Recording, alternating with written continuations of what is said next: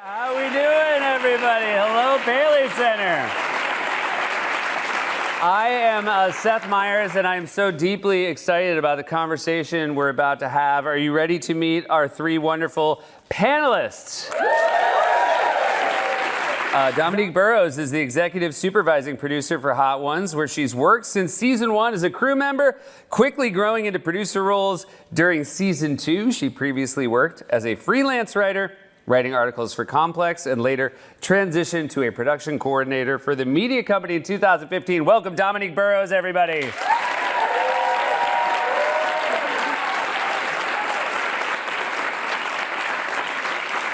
Chris Schonberger is the co-creator of Hot Ones and general manager of First We Feast, which he founded in 2012 to bridge the gap between food, drink, entertainment, sports, and pop culture. Through an innovative slate of food-driven flagship video series like Hot Ones, The Burger Show, Heat Eaters, Snacked, and Pizza Wars, his unique programming has garnered numerous awards and nominations, including 2 Emmy nominations for Hot Ones and the 2014 James Beard Award for Best Food Blog. Please welcome Chris Schonberger, everybody.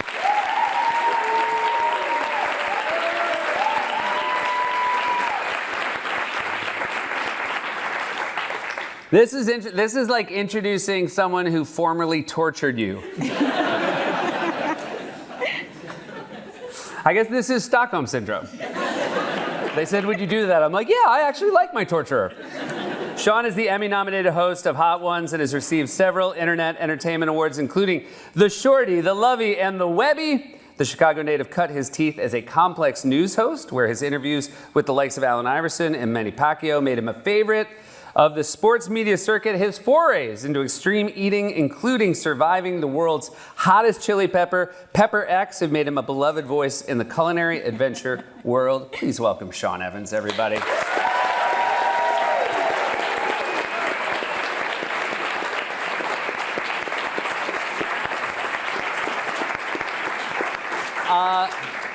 This is so exciting to be with you guys. First of all, I've been so impressed with this show for so long, and hopefully you all know that. But maybe the most impressed I've ever been, Sean, is when Heidi Klum disrobed, and then you looked at her and said, being fashionably late, overrated or underrated?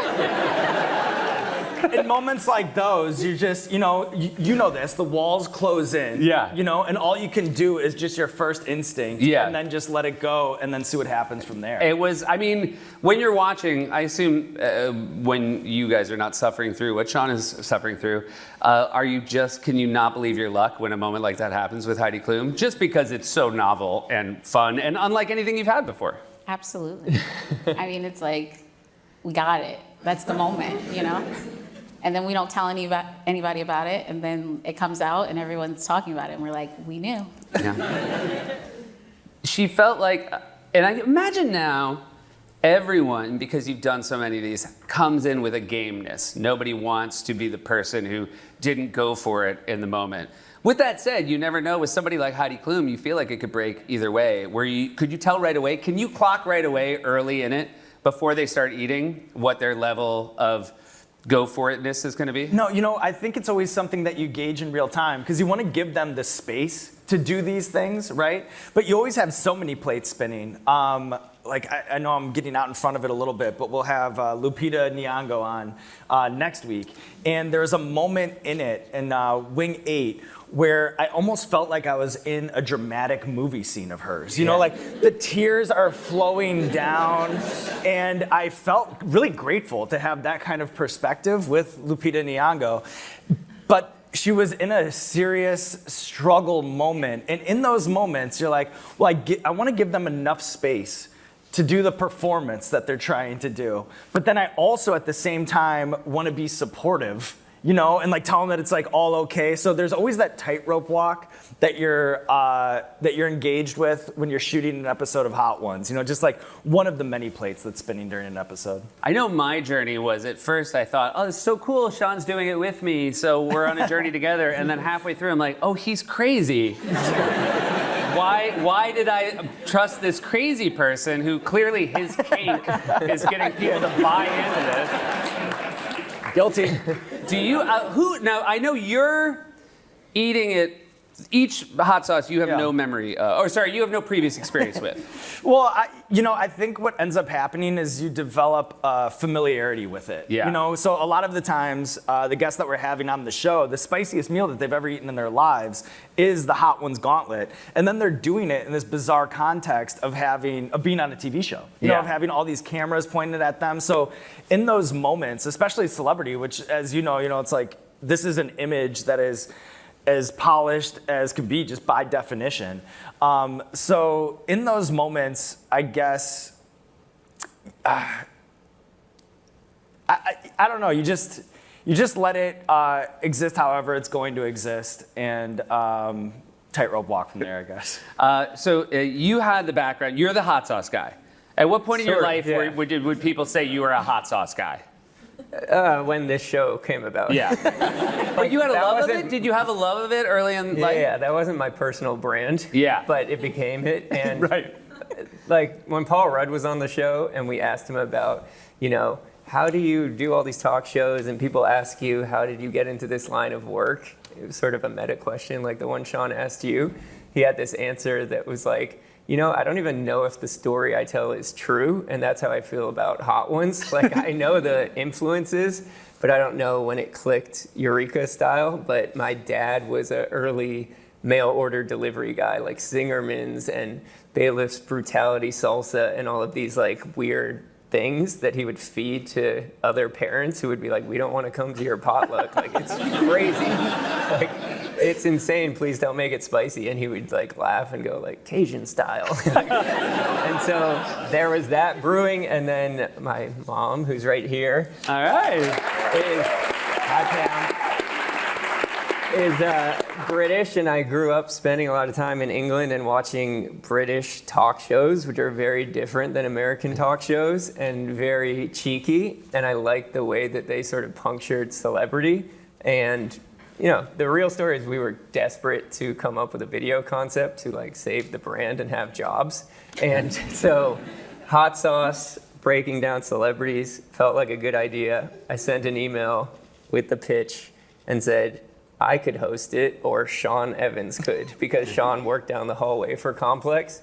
If I had hosted, we wouldn't be here today. And thankfully, like Sean sort of grown in a lab to be the perfect talk show host for this, because he's steeped in Letterman and Stern. And we learned this as we got to know each other. Like, he has all of these Chicago comedy influences, these American late night influences, and somehow that kind of combined with this British sensibility, and that became like the drug of the interview. And the hot sauce is just a disruptive thing to get celebrities out of their PR-driven flight pattern. I believe the hottest sauce in England is vinegar, right?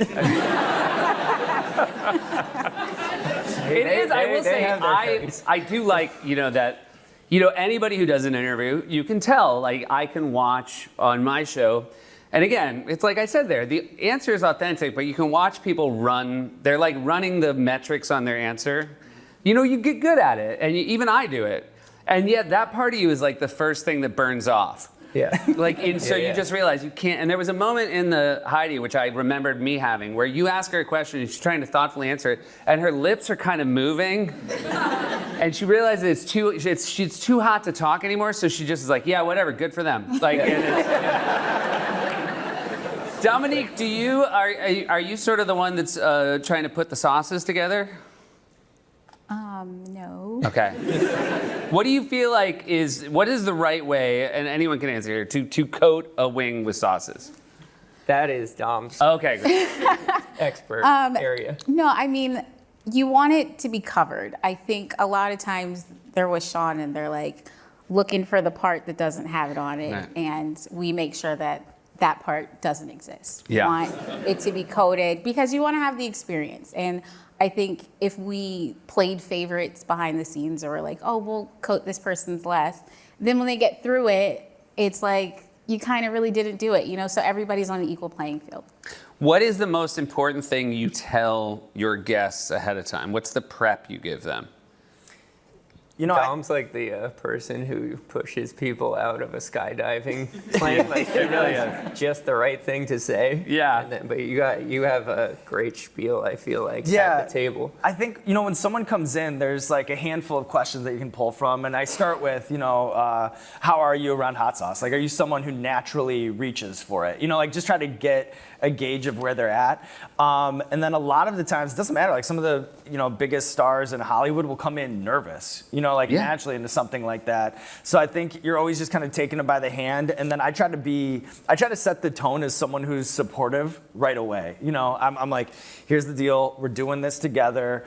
I'm a support system. You want me to speed up? I'll speed up. You want me to slow down? I'll slow down. And then the other important thing that I remind them is I'm like, we've been doing this show for a long time. No matter how stupid you feel, no matter how humiliated you are, something way weirder has happened on this show before you. To try to let them know that like no matter what they're going through, like something way more bizarre has already happened. So it's okay. You can lean into it. And more importantly, no one's died. Which, right.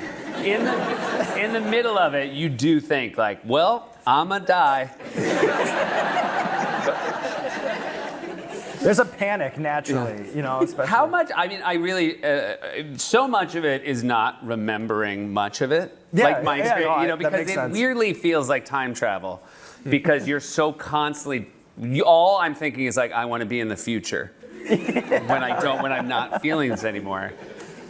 And I'm just wondering, like, how much of it do you edit? Like, how much actual time does it take to get to that? So I think a typical interview is going to be about an hour, you know, 45 minutes to an hour, and then upload around 22:30 to 25. And really what a lot of that is editing out the eating. You know, that's just like not interesting. So we'll get pretty ninja-like in the edit. Like if someone's taking 3 bites, they'll take that first bite, and then we'll pull on like the 3rd bite. You know, stuff like that to just try to take out the connective tissue, because at the end of the day, this is an attention economy, and it's hard to get people on the internet, especially, to commit to a 25-minute video. You know, that's long on YouTube. So that's basically, you know, how. But Chris, I read something, and you guys were 2015 was the first one. We started our show in 2014, and I think the general consensus was the attention span was for shorter pieces. Mm-hmm. We found weirdly, like the thing that people watch the most on our show is the longest piece on our show. And obviously people buy into this at 20, 25 minutes. Yeah. Did you have to push it hard with your bosses to make it this long? Yeah, for sure. Like the way that a lot of publishers were going was very much towards Facebook video, and like which did great for everybody. Thank you for saying it. Yeah. Thank you. But you know, it was like this idea of snackable videos, and everything's a minute long. And like, I'm not saying that we saw the writing on the wall and had some grand vision, but I think inherently, like, we knew that the entire way that humans are wired was not changing in this moment. People still like to watch things that are great, that have craft and like have these elements to them. So I think I kind of explained our backgrounds and our influences. Like, they're kind of formal, they're kind of traditional. So it was really just putting this new twist on it, but ultimately ending with 90%, like a 22:30, like that's the classic time for a television show. So we zagged, and you know, look at us now. But, you know, there you go. There's never been a 5-minute show that has gotten a panel at the Paley Center. But what's amazing about the format that we also didn't realize at the time was that it is this lean back experience where each wing kind of brings you to the next one. It's episodic, as LL Cool J said. Like, a lot of the same way, like, you kind of broke down the show in this meta way. Actors come on the show and they're like, I get it. It's got a story arc. It's got a protagonist. And like, you know, smarter people tell us how our show works, and then we tell the Paley Center probably. But, you know, by the way, of course actors are like, I'm the protagonist. It's the hero's journey. But Pedro Pascal said that, and then he goes, and then you try to kill me. But the format then breaks into this kind of came with time and doing it over and over, and Sean kind of being part of the edit, where you've got 10 wings, and instead of a 25-minute video, it's 10 2 to 3 minute videos. Yeah. Each wing has a beginning, middle, and end. It's got an arc, so you kind of feel satisfied, and then something pulls you to the next one. And by the way, now you have like a 2 to 3 minute video for social media, and you have a meme, and you have all of these parts that are the gift of the longer format. Domonique, what was your path to being a producer on the show? What were you doing in the very beginning? I was just production support, really, anything that they needed. I remember when you guys shot the pilot, I don't even know if you know the story, but someone came up to me and This is what I'm here for. I was working across the video department, and someone came up to me and they said, hey, can you order us 50 wings today at like noon? And I was like, what? And they're like, 50 wings. And I was like, okay. And then I went about my day, and then I said, when the time came, I was like, so what am I ordering? Like, what's on the wings? And they're like, naked. And I was like, okay. So I went to like Buffalo Wild Wings, came back with like 50 wings. And they're like, okay, cool, thanks. Tony Ayo's here, and closed the door. And I didn't know what happened. I didn't know what happened. And I think a couple weeks later, they're like, this is the video they shot. And I was like, that's terrible. You were like, if you guys, will you promise never to say I'm the one who got the wings? Like, don't tell anyone I did that. And then from there, just anytime they needed anything. And then one day, their producer at the time, I believe he couldn't make it to a shoot or something, and I tagged in. And then I just always had a great relationship with these guys. And then from that, it turned into being on set every time. And then that producer left, and the rest is just history. So there's a lot of opportunity and time and being prepared. And I will say, it's a very chill vibe at your set. Yeah. And I think it would be you never want to show up at a place like this and have everybody be like, oh, it's going to be bad. And like you guys have. And I do want to talk about your set because it is, there's a simplicity to it. And Nice I would way of imagine maybe it started that way for budgetary reasons, That's but right. it's a success now, and you've chosen not to. I'm assuming that's because you guys just split up the savings. I wish. It was, sometimes constraints are the best thing for creatives, and I definitely feel that way. And yeah, it was a budgetary thing. It was like, why are we getting these wings? Like, what the hell are you guys doing? It was very skunkworks in the corner of the office. Yeah. And then it became, unintentionally, a total hack to scale the show because we were pitching a pretty weird format that not a lot of people wanted to say yes to on paper, but we were able to say, like, where are you? We'll come to Columbus, Ohio. Like, we'll come to your film set. We can pop it up in any hotel room, any garage, whatever the case may be. It's black curtains and wooden paddles. And then, the lesson was like, if it ain't broke, don't fix it. Yeah. And the artifice drops. A black box is this like liminal space where Sean, the wings, and a celebrity become this magical alchemy, and the celebrity can kind of like paint that canvas. And that's what's special about each episode, not that we shot it in a field of peppers or like on the 50-yard line of like a football stadium. The good news is it's so much like an acid trip when you're doing it that I felt like I was in a field of peppers. Yeah, and people will come in and say like, oh, this is what it looks like? Like, that guy is camera guy Bill? Like, and like, it does like freak them out in a way that I think is the right level of freaked outedness, and then it fades away and they're just on the set with Sean. You talk about how, hard sell to your bosses, also a hard sell in the early days, especially for guests. Talk about your first guest and like, how many people did you reach out to? Like, why did you think this would be the right fit? Chris, correct me if I'm wrong, but I remember, because even if you have a good idea, that doesn't mean you can ever get that plane off of the ground. Of course. Even if you believe in it. And I think the conversation we had was something to the effect of like, who owes us a favor and who would think this is funny like we think it's funny. Yeah. Well, yeah, I think, so that email that I mentioned, the pitch was Tony Hawk. He eventually did the show. He didn't do it that Yeah. time. But, and then we had a colleague named Christine Moon who was a booker, and she was friendly with Tony Yayo. And she was like, you know who has the right sensibility for this? Tony Yayo. And we were like, amazing. And then I would imagine you have, over the course of this, some tipping point guests, the kind of people that come in and make those of us watching think, oh, all right, you know, if they're going to do it, maybe I'll do it one day. Like, who were the biggest ones for you guys? Well, I remember early on in the show, I used to joke with Chris because it was not a big hit out of the gate. And I used to be like, dude, I am eating a lot of really spicy food and no one cares. Like, you know, I felt like a wrestler doing like flying elbow drops from the second floor at like an American Legion Hall. Right, on, like, right, a Wednesday. And And Chris is coming back on like, they love you. yeah, let's go. Keep going. Look, 2,000 views.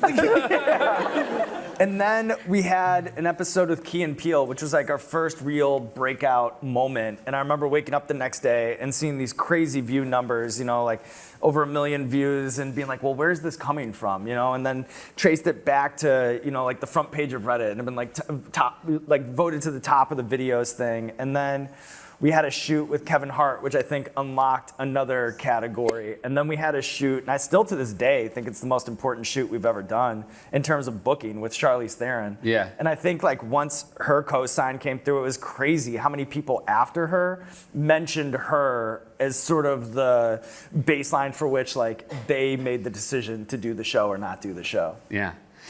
If I can. Of course. The Kevin Hart episode, I think, was also a turning point at the company, because the movie studio, it was for Jumanji, and the movie studio flew us to Hawaii. They like paid for us to go.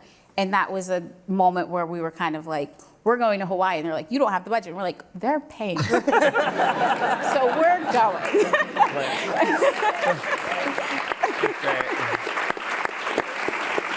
And then were they like, can we come? Yeah, exactly. They were like, would well, love- how many people can come? We were like, oh, no, don't worry. We're good.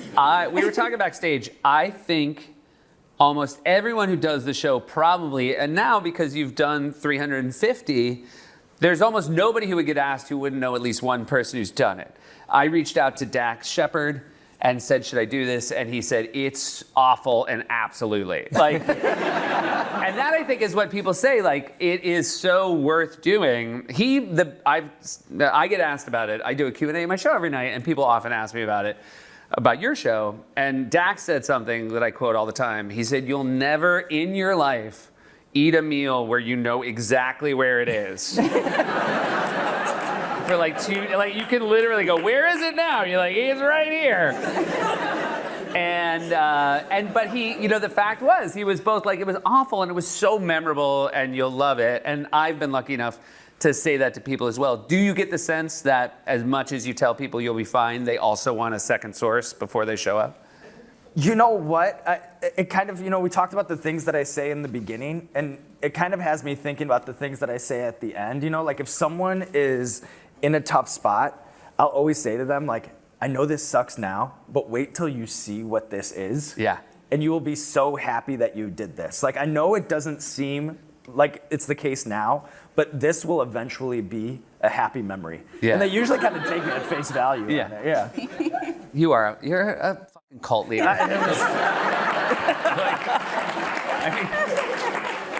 Like even now you're saying this, I'm like, yeah.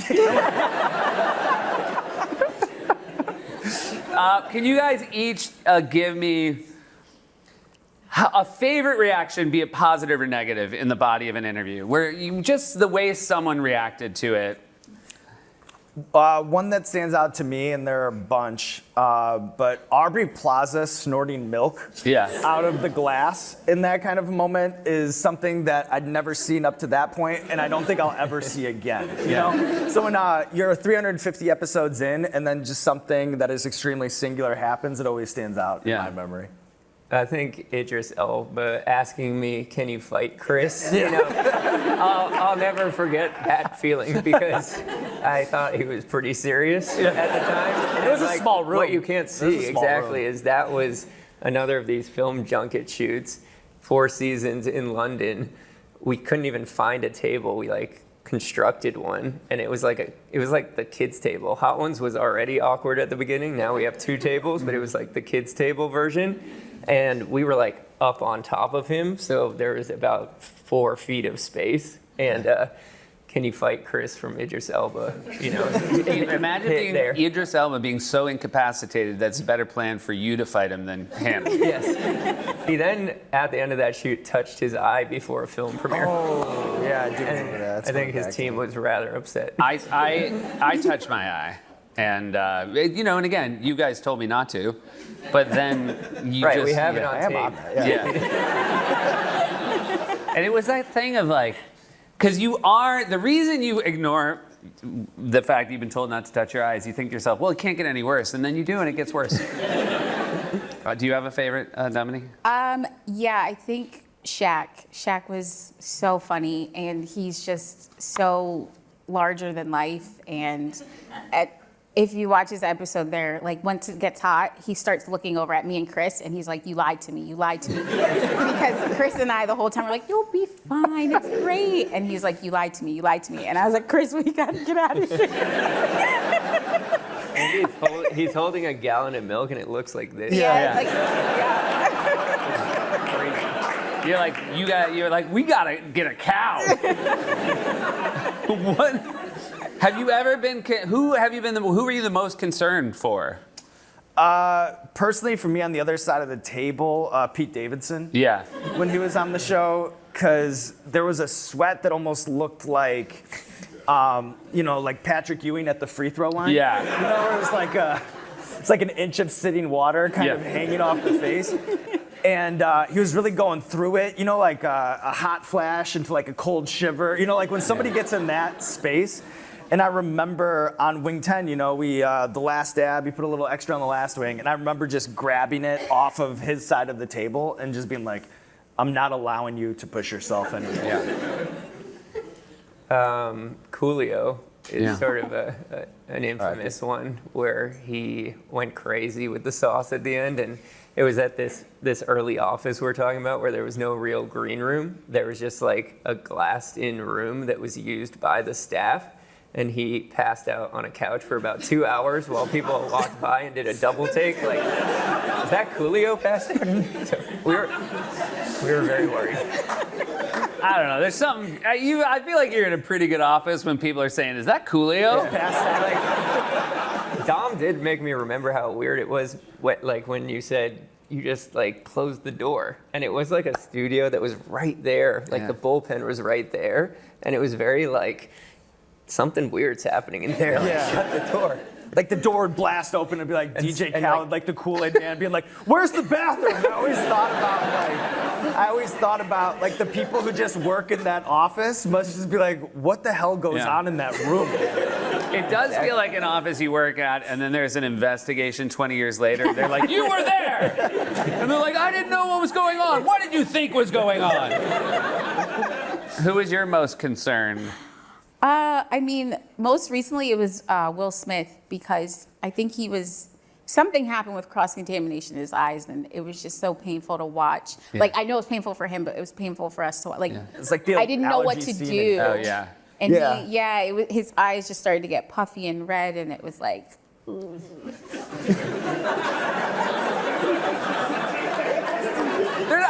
I also feel bad, but you're like, we don't know what happened.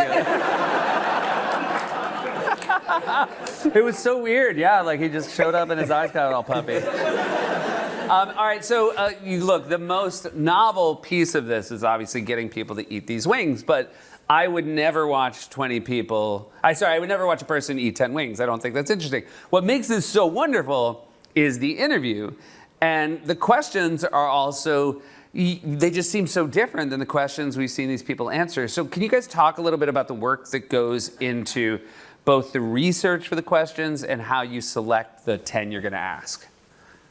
Yeah, maybe I'll start and you add on top. I mean, that became the joy and the obsession of the show, and that's when it became something that could go on season after season and not be this gimmick of the reaction. So, you know, when Ricky Gervais came on, he was like, I get it, it's Jackass and Charlie Rose. And we were like, yeah, pretty much. Yeah. But it went from like 90% Jackass, 10% interview to, we joke now, it's like inside the actor's studio, but with spicy wings, or like taking that Terry Gross, like Howard Stern, like the institutional, generational interview shows. That's the aspiration. I mean, I know it sounds ridiculous saying it, but that's kind of what motivates us. And that is the craft of it. And then you add this kind of interesting layer where Sean's leading a guest through this experience, which, as he said, might be the first time they've ever done that in their life. So you kind of get this ping-ponging between, okay, crazy hot sauce reaction, and now I'm making you think a lot about a question with a huge wind-up and like a lot of deep references. So now you're in that, and then you remember that your brain's on fire and like your tongue's burning down, and you kind of just get them into this thing where no one can keep the artifice up. And then within that arc, like Wing One, we're the same as any talk show. Like there's the implicit handshake deal between celebrity and press. Like you're gonna ask about the new project, right? So you're just trying to find the most interesting way to talk about that. And then it gets interesting from there as the sauces start to play. But at a certain point, they can't talk, so you have to bake that into the structure too. Charlie Rose is like, I can't believe they stole my set. And then the interview show. And I also think it's important because of what we're asking the guests to do. You know what I mean? Like, you're working your way through some of the spiciest wings in the history of the world. You know, like, how are you gonna mail in the interview and then be like, oh, and this next sauce is the bomb beyond insanity? You know, like, I think it's an important part of not only having the success that we've had for the length of time that we've had it, but also just keeping a guest engaged in the show, wing to wing. There has to be some level to which they're enjoying the experience, no matter how painful it is. You asked me, if I remember correctly, is esports a sport? Classic Hot Ones question. And I just remember like, oh, brother. Because I really had to think about it, and I was just like, how dare you? All right, so go ahead, I sorry. was just gonna say, like, the most fun thing to watch sort of behind the scenes, because usually I like hide in the shadows in case Sean says like, that guy like decided to do this, and then people say they want to fight me, or you know, Leslie Mann makes me come on and eat the bomb. But just like observing as the show went on, you get that shoulder drop from people from the hot sauce, but you can also get it from the questions. And like when Sean started getting it before the sauce even hit, like that was such a powerful thing, and it proved that you can get it from the depth of the research, and like there's different forms of, that was such a great question. I think people think like in journalism that that's an automatically good thing, and sort of we should celebrate it. But usually, if you think about how you say, that's such a great question in conversation, it's usually a deflection. Like, I actually don't want to answer your question, or I've heard that so many times that I'm going to go, oh, that's a great question, while I think of like a new way to answer it. Yeah. But there's a certain, that's a great question that is like sparked by, you really have looked so deep that I appreciate it. And that is what Sean does so well, and that's like where the research comes into play, and that was really fun to watch that shift. It's also exciting to watch and to be there because the questions aren't linear. And so I think sometimes you can, if you do enough of them, you can predict where the next question is going to be based on the previous one. And since you guys never do that, it's really fun to watch. Both the next sauce is surprising, and then also the next question is surprising. All right, Domonique, what are some rookie mistakes people make? How should they prepare?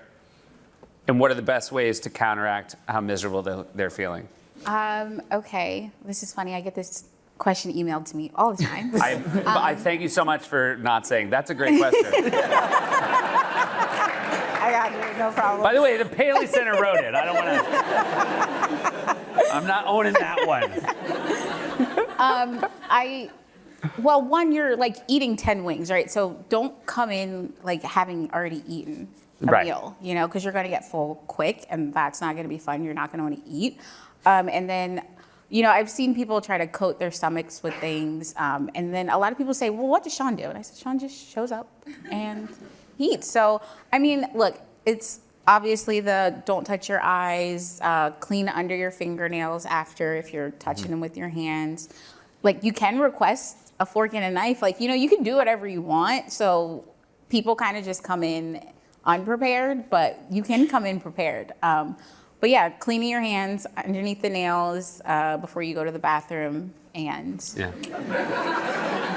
or if you have eye contacts, don't take them out at the end of the day. Just kind of chill. Just be a little. Do you bit feel like you can say what Will Forte just told you? Yeah, oh, sure. Why? I think this is the right. Yeah, this is the right. Right, yeah, right. Forum for it. I saw him a couple weeks ago, and I do this charity event for Paul Rudd every year, Big Slick in Kansas City, and we do a Hot Ones game show on stage in front of everybody. And Will Forte came up to me this year, and I remember he goes, "So last year when I did Hot Ones the game show, I did fine. I was feeling good, and then afterwards I went to the bathroom and I touched my penis." Like that, in the back of the bus, and I was like, dog, been there. Yeah. Like, you say touching your eyes is like the worst thing that you can do, but it's actually the second worst thing. Yeah. It's the moment when it happens, it must feel like the end of Usual Suspects when he realizes it's Kaiser Soze. He's like, oh no! It's too late. Gordon Ramsay, 125 million views, which is, I mean, that's really something else. Why do you feel that has been the one? Because that's fairly early on. Yeah. And it still endures as maybe the hot one, certainly most people have seen. Well, there was a lot of demand for it from the audience. And, that is an interesting question. Why did the world see this show and go, Gordon Ramsay is the... Yeah.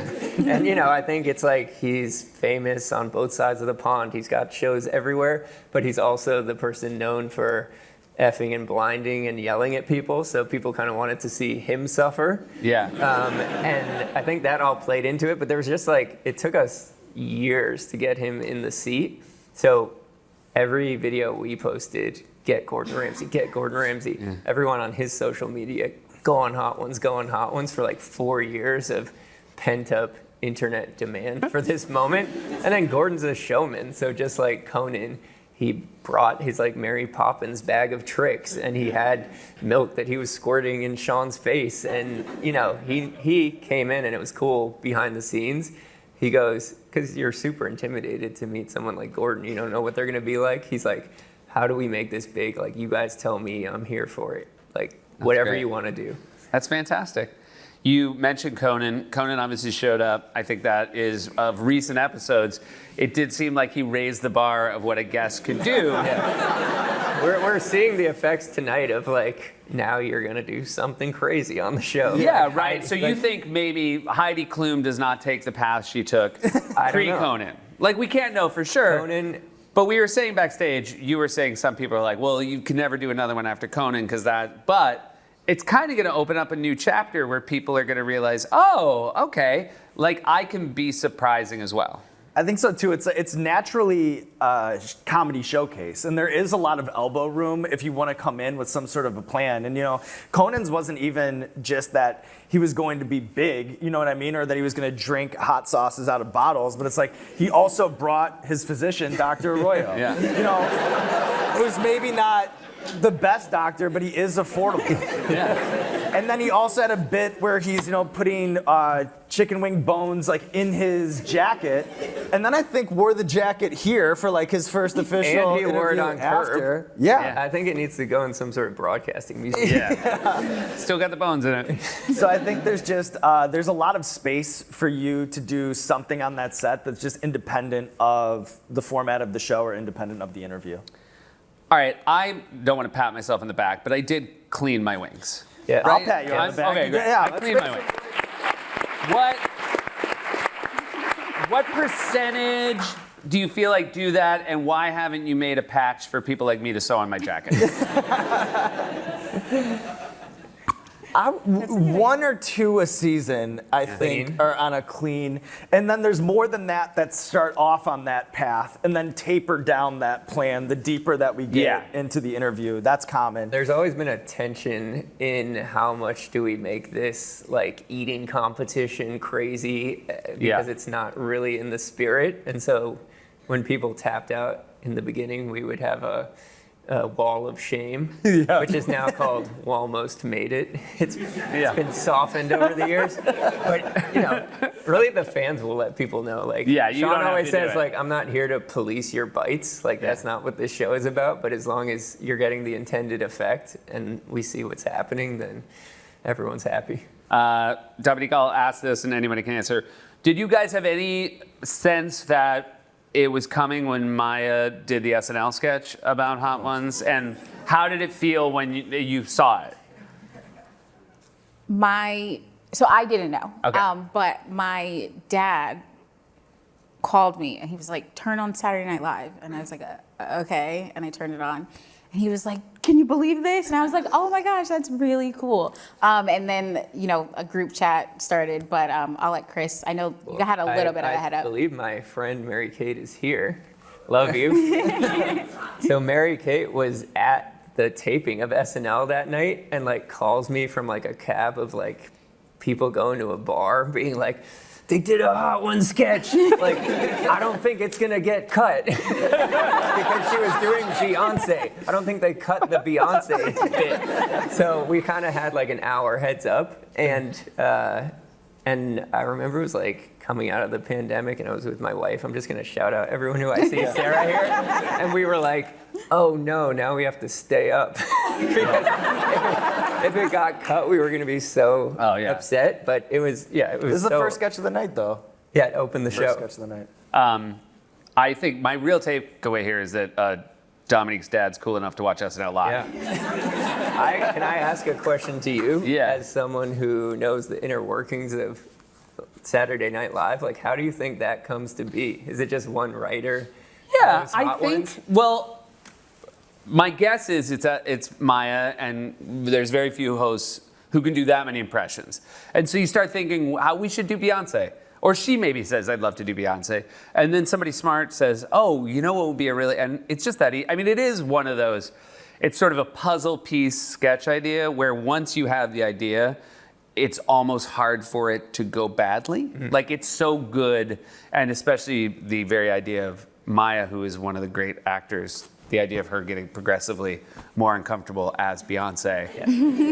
Yeah. Mary Kate was right, it wasn't getting cut.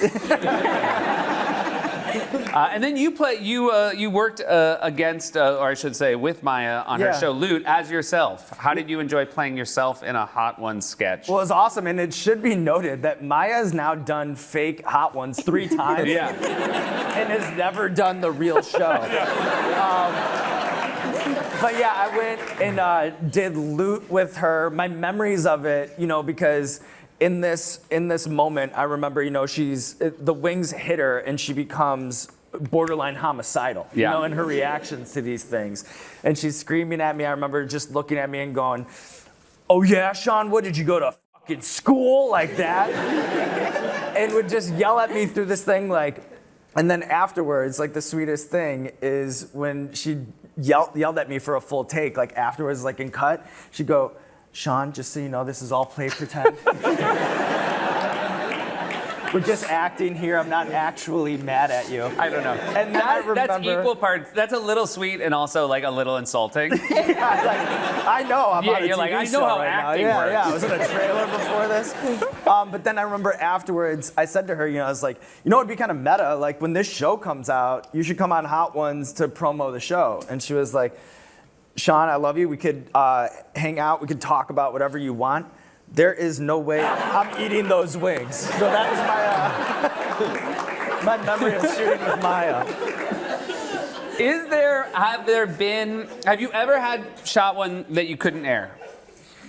I'm not asking you to name names, but there's only 3 that have never been aired, which were done live in New Orleans. Oh, yeah. I think the statute of limitations is up on this in a Bud Light activation with a bunch of people who had just come from the streets of New Orleans. Oh, yeah. Being like gathered together by carnival barkers, being like live hot ones, and Sean was shoved up on stage with like Master P, who was 4 hours late while people got progressively drunker and drunker. So we did 3 in that setting, and like someone forgot to press record. It was like that. Oh boy, crazy.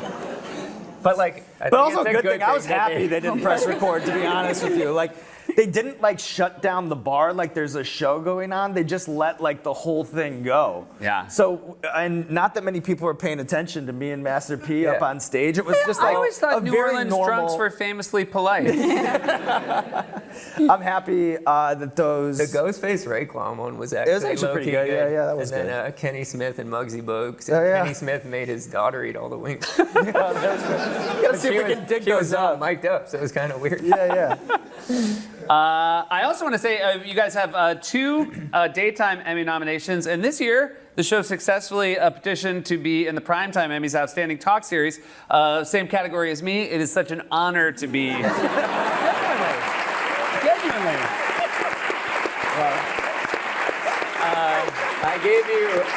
I gave you a hat backstage that says Mensch of the Month for a reason. You're a Mensch for doing this Oh my with God, us. this show, I mean, you guys know, and it's, you know, look, I love being a member of people who do shows in this category. It's so cool to have a group of people who are doing it and changing the format, and the more the better. So it is fascinating and fantastic to have you in it. So congratulations on that, you guys. How do you decide, like now when you have, I would imagine, a little bit more, you can pick of the litter. I would imagine more publicists are coming to you now, pitching people that maybe you decide not to have, which must be a nice luxury. But like, what do you, without naming names, like what makes the perfect Hot Ones guest? Well, the perfect Hot Ones season, like I said, is 12 episodes. So we do think of that as a body of work. And it's like, we want people from different fields, but also different types of personalities. The diversity of the show is important. Like, it was important for it not to just become A-list actor, like it's only Marvel stars.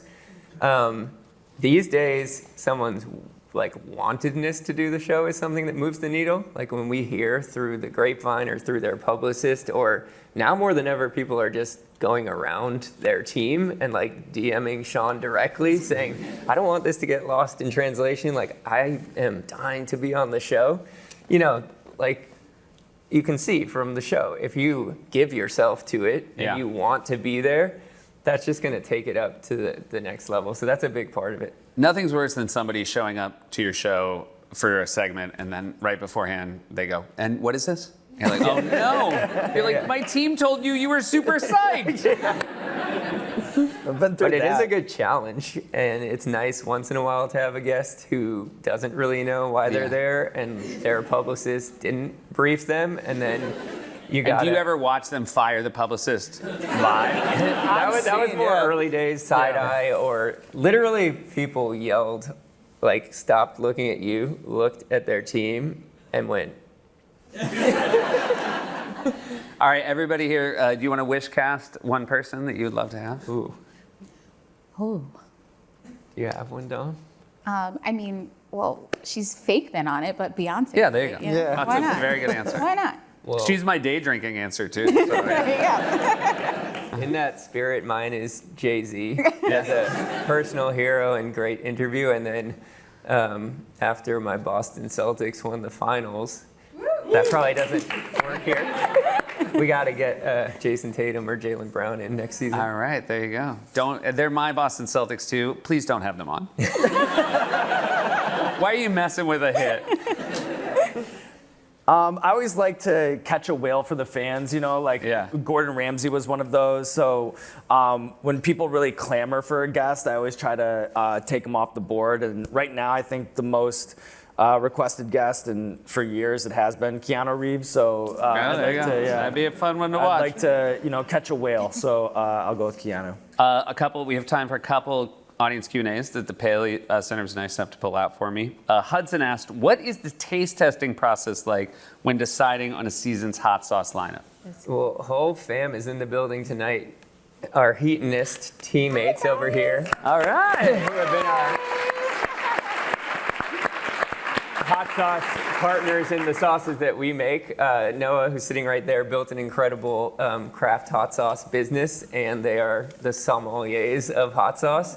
So they really curate it, and then I'm lucky enough to go to Heatonist in Williamsburg 3 times a year, eat like the 20 that they've whittled down, and we try to create a hot sauce symphony. Very good. And what is, Tiffany asked, Sean, what's your diet like when you're not filming? A lot of salad, a lot of juice, a lot of cereal. You know, when you do this show, you know, I never thought I'd be doing it for 350 episodes. Never thought I'd be doing it for close to 10 years. But I do love making the show and realize that there is a sacrifice in doing it. So I think that that's made me take care of myself a little bit better outside of the show. But I'll tell you one thing, I ain't eating any wings off the clock. Those are kind of dead to me at this point. Anybody, would you eat wings off the clock, Dominique? I am a vegetarian. Okay. Now, before this started? Yes. Okay, got it. You guys have, there are guests who are vegan that you've taken care of as well. Have you had to make any other concessions, or is that? Yeah, there's some strange requests. Like, as long as there's a vehicle to get hot sauce in their body, we're fine with it. So Bear Grylls had steak tips because he's a carnivorous, you know, outdoorsman. Right. There's been fish fillet, like Michael fish Che. sticks. Michael Che ate fish sticks. Okay, great. We're open to suggestions. We're open. I like that you won't draw the line. We're a very accommodating restaurant. Yeah, you're right. This has been wonderful, you guys. I would imagine last thing I'd say, and I guess it speaks to sort of your answer, Chris, about how good the interview questions are. There really is no end in sight, I would imagine, with a show like this. I'd like to, you know, I doing this show has been the greatest honor and privilege of my life. I absolutely love doing it and don't take for granted for a single second the way that we've really captured lightning in a bottle. You know, not only with the format and the success of the show, but also in the people who make it. You know, we've been together doing this for a very long time, and I'm so comfortable in that captain's chair, and I never lose sight of the fact that, like, when this is all over, I'm going to miss this moment and miss this time and miss this experience that I have. So I don't plan on giving it up anytime soon. You know, I'd like to continue it for as long as I can, because I'll look back on this time in my life, I know, in the future, and be like, that was awesome. You know. And with that said, you know, next year's the 10-year anniversary, and we've never done something like this, like the 3 of us. So I do want to thank the Paley Center. It's such an honor in all the history of this place to be here, and thank you for taking the time to do it. And I have to shout out our co-EP, Sarah Honda, who can't be here but would have been up here on stage with us as well. Well, it really is an incredible team. Do you see an end in sight, Dominique, or do you want to keep doing it? Let's keep going. There you go. Yeah, This was a long keep going. ride. Our team is here, so I just want to, like, Yeah, shut up. Chris has been shouting at everybody, but our team is here. Real quick, stand up. Stand up if you want that hot ones. On your feet. There you go.